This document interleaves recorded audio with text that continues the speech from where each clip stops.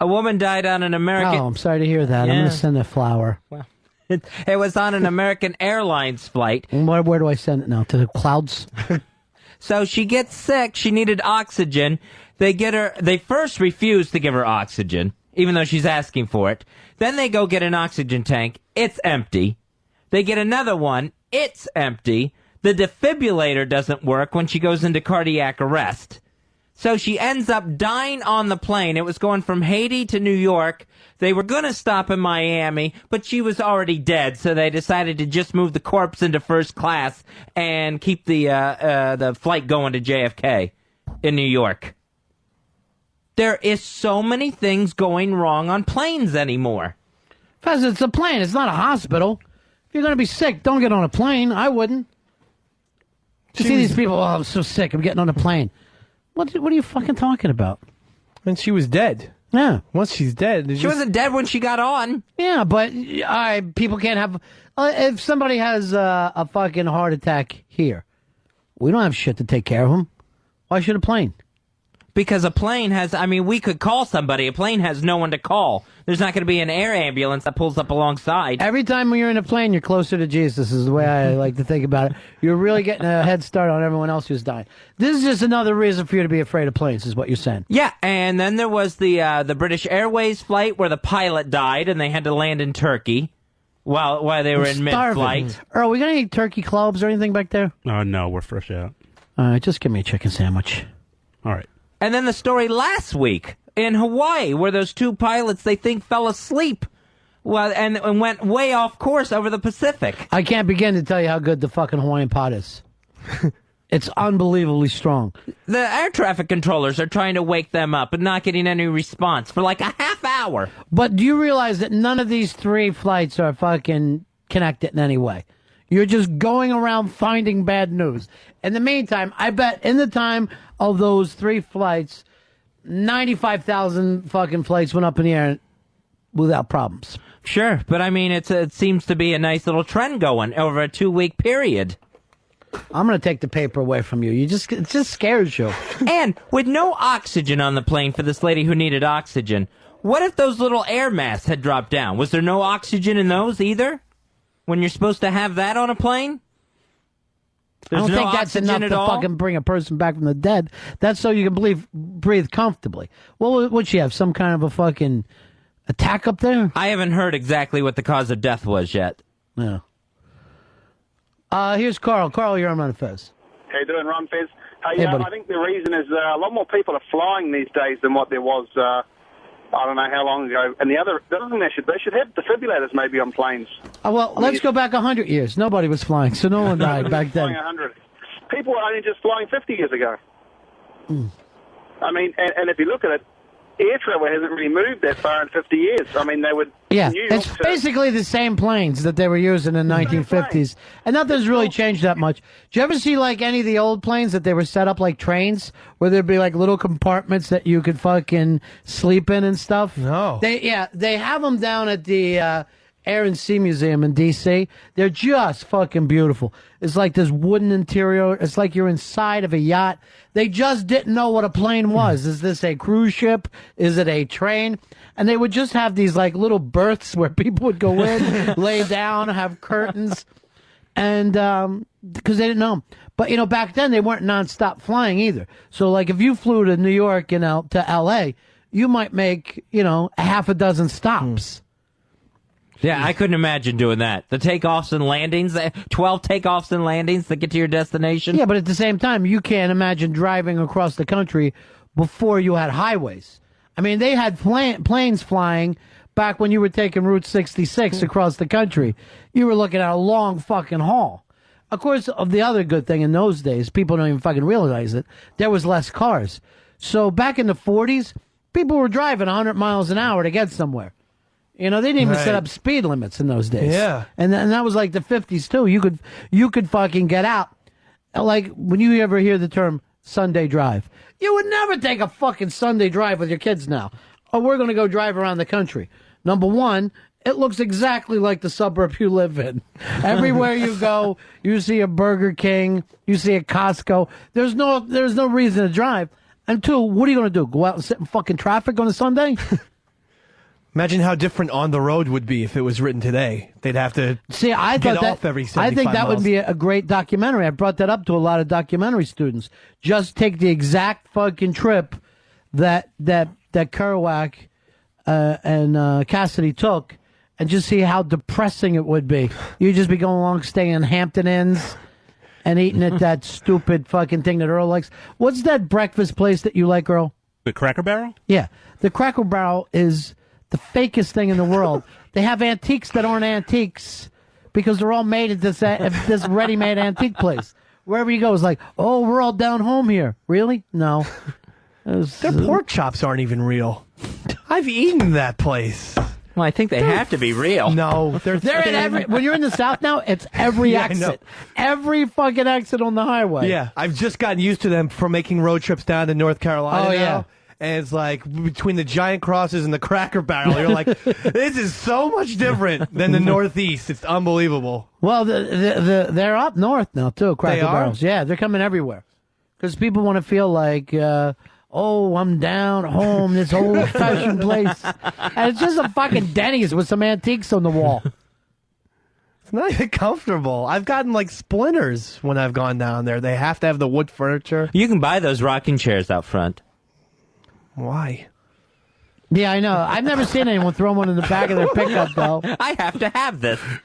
I don't want a wooden chair under any circumstances. It's not comfortable to me at all. I want something I can fucking lean back into. Here's Michelle. Michelle, you're on the Run and Fez show. Hello, boys. Hey, Hello. Fez, if you really want to feel safe, you might want to fly out of Dulles in Virginia. Last night they had two planes that sort of collided. One of the planes ended up under the wing of another plane. So if you want to feel safe, come on down to Virginia. You're not helping him. He worries about air travel. Dude, none of them know what they're doing anymore? There's so many planes. It's just like when you're driving, there's more fender benders because there's so many cars. Now, you know, I don't know how we have a system that you can fly across the country for like $170 sometimes. If you catch the right flight, you're like, yeah, I'm going to England. How much? Oh, it cost me $89 each way. How the fuck could that be? How are they? And then they're like, oh, the airlines are in trouble. Well, they should be. You should not be able to fucking fly anywhere on double digits. It's amazing. It's $45 to cab to the fucking airport, and then it's $79 to fly to fucking Miami. How could that work out that way? It doesn't make any sense. Gas is supposed to go hit like $3.14 a gallon as an average across the nation. Makes no sense. Nate, you're on Run and Fez. Hey, buddies. Yeah, Ron, that is a good idea, that documentary of like on the road. Rockumentary. Yeah, right. I heard somewhere that Coppola actually has the rights to that, and they just haven't been able to get the right, you know, like people to pull it off right. I guess, you know, he wants to do it justice. You know, it's a book without plot. You know what I mean? When you go to a movie, you want it to have a beginning, middle, and end. That's what people are comfortable with. But the book isn't laid out that way. It's just a bunch of experiences, you know? And there's, there's plenty of books that are kind of unfilmable, you know, that they bought the rights to, but they just don't know how to crack the nut. You know, if they make On the Road, you watch, all of a sudden they'll find a fucking bag of stolen diamonds somewhere, and then they'll have to, you know, put on disguises. Here's Derek. Derek, you're on Run and Fez. Yeah, hey, Ronnie, you ever notice, like, if you're in the Cracker Barrel, they screw everything to the wall with a giant black wood screw? It'd be like a picture of somebody's grandma with a big wood screw through her face. No, I don't go up and try to remove any of the artifacts from a Cracker Barrel. I know it's impossible when you're traveling to walk through that old-fashioned candy thing without fucking loading up, though. You're just like, yeah, I need a bag of Mary Janes. You're fucking leaving there with a jar of gumballs, getting back in a car. But, you know, I'm sure somewhere there are, like, real places that aren't fucking, you know, in that town. But you're not figuring out what it's like to be in South Carolina or Alabama if you're at a Cracker Barrel. Yeah. You could be anywhere. Just this fucking country. They've made it almost impossible to travel now because everywhere looks the same. It's depressing. And you load up on so much junk food on those travels that you're just shot by the end of the trip. Here's Chris. Chris, you're on Run and Fez. All right, I'm down here near Hartsfield Airport in Atlanta. Yeah. There's a big sign for AirTran that says Atlanta to New York, $49. All right, no, so here you go. Atlanta, New York, $49. Great deal. Then you get Manhattan, and a single hotel room about as big as your bed is $350 for the night. How could it fucking be more expensive to lay on a bed than it is to get into a fucking tube, be shot up in the air, and then brought down where they say? I mean, that's pretty. I know that you're acting like planes should be, better, Fez. Right. I'm amazed you can do it at all. I'm amazed that you can shoot off a missile and have it land somewhere with everybody inside. Because all it really is like a big missile with wings. Yeah, that's what I have to try to convince myself when I am flying, that I'm not in that tube that's going through the air. It has to feel like it's a bus or a train or something on the ground. You got to make it feel like a tube of muscle and skin.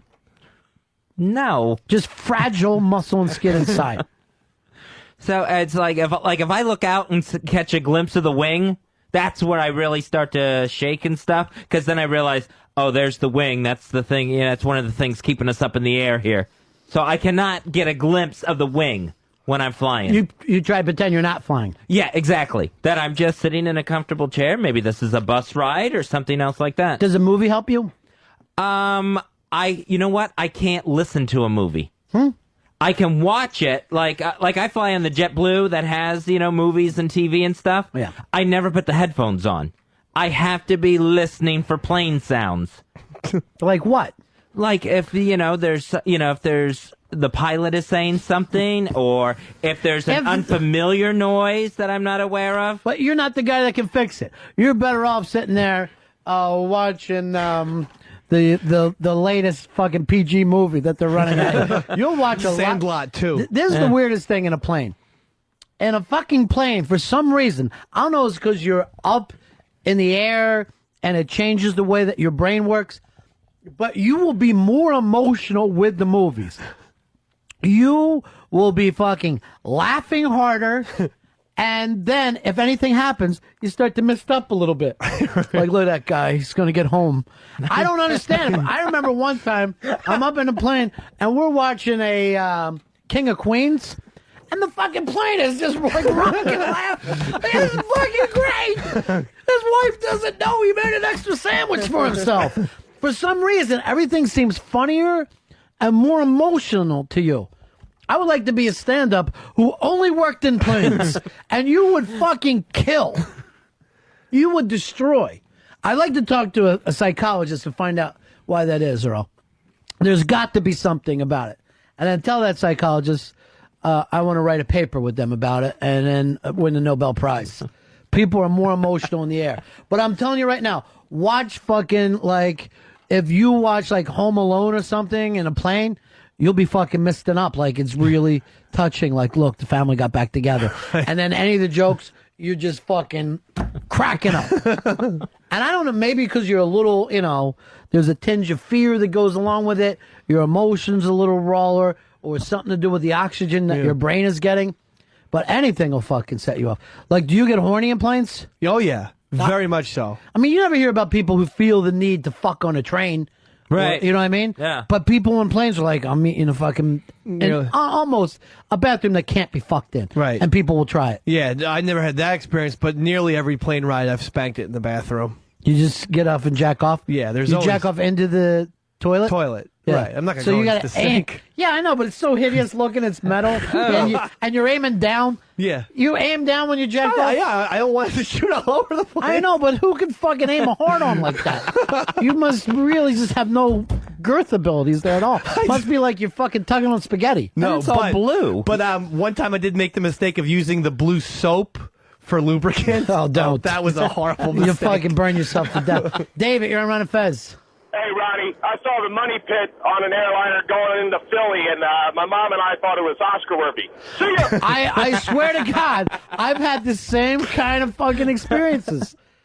I don't know if I've ever laughed at the fucking King of Queens before. Yeah. I'm fucking watching me and my kids, and we're like wiping fucking tears out of our eyes. Like, this is unfucking believable. I think we saw Shrek one time, too.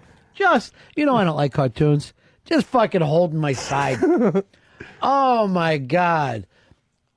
Sheila, you're on Ron and Fez. Hi. Yeah. I was watching Gung Ho when I was a kid on the plane, and I thought it was the most hilarious thing ever. And I don't know if it was because I was on the plane or because I was a kid, but I think it's because you're on a plane.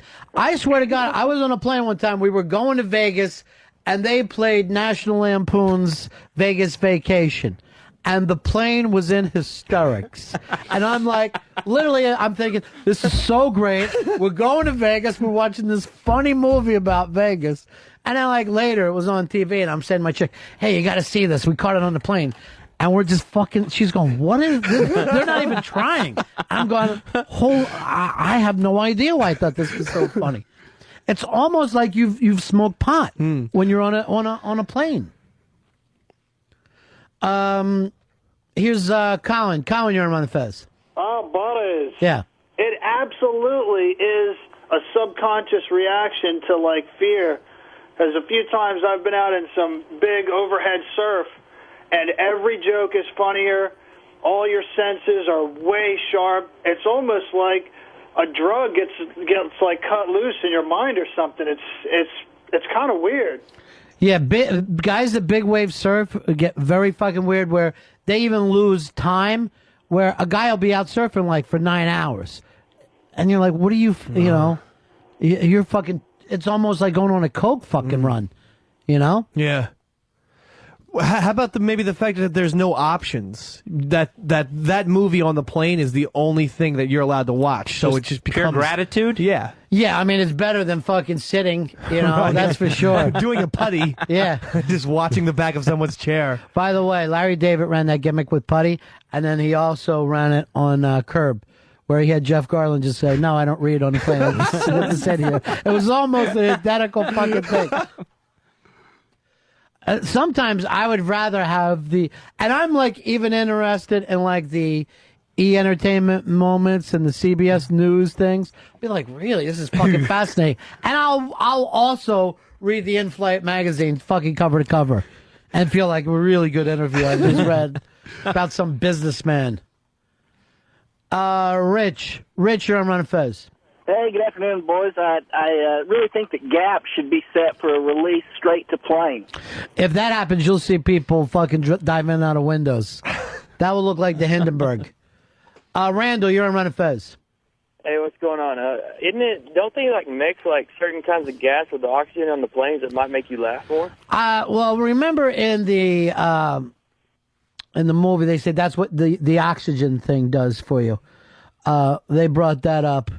Yeah. In Fight Club, where supposedly it makes you not give a shit that the plane is crashing. You just, well, if that's the case, I like to be running oxygen in the Watley right now. Run them at all fucking possible times. Here's Tom. Tom, you're on Run and Fez. Hey, what's up, boys? Yeah.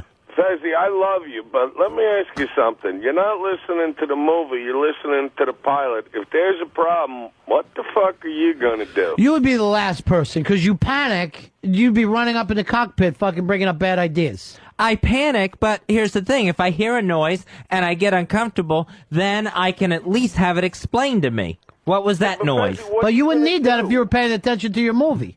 I feel like I need all my concentration on keeping that plane in the air. All right, planes are kept in the air by fucking aerodynamics, not by magic thinking. No matter what, you could be thinking, I want this plane to crash, and you can't make that happen. It's going to be up to the pilot's skills and the machine itself.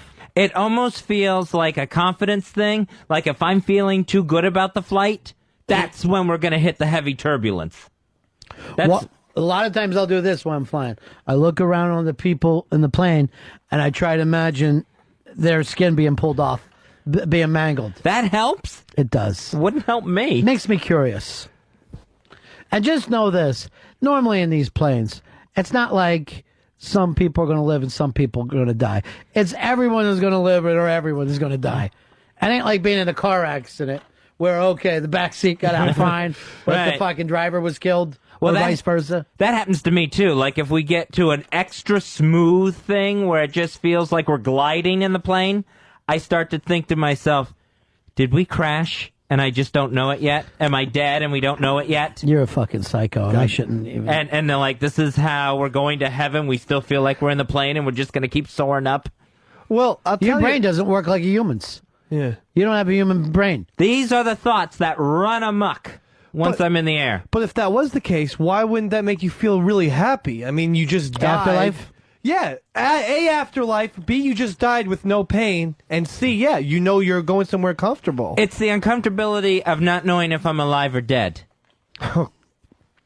I just figured if I'm dying, I got to come up with a story quick because I didn't fucking know there was going to be an afterlife, and I got to really start thinking of some shit of why I did what I did, and I do not want to fucking see everything I've done in my life, and then do the defending your life thing. Yeah, that's gonna I'll be- just say fuck it, send me back to Earth.